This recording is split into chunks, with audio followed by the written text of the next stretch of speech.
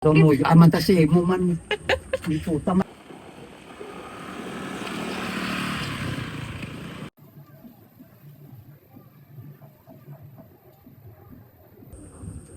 Kanami pa sang mga uyapan niya baguan no?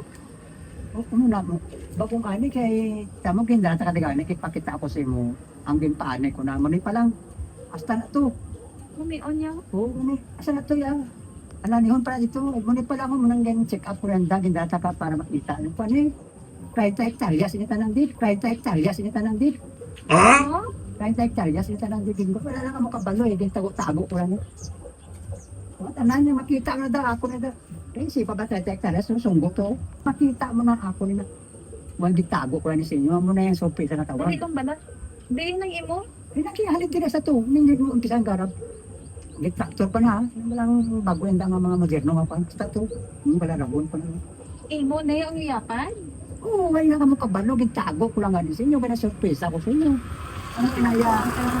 Nagpandon lang kita di sa waiting siya. Bakit mainit mag-drive? Para ka na ang ambal ko lang yan na namin kayong baguan. Kayong mga tapan na ano. Ginambo mo na naman ang di mo. Mainit. Gato yung silong. Tumuy, aman ta si mo man. Tumuy, aman ta si mo man. Di puta, malapit ako sa Roro, sang kabulak, sang kabugalon. Aw, sang kabugalon. Nagpinangako ka na naman sa hindi mo. Dali di madrag na ko. Pinangako ka.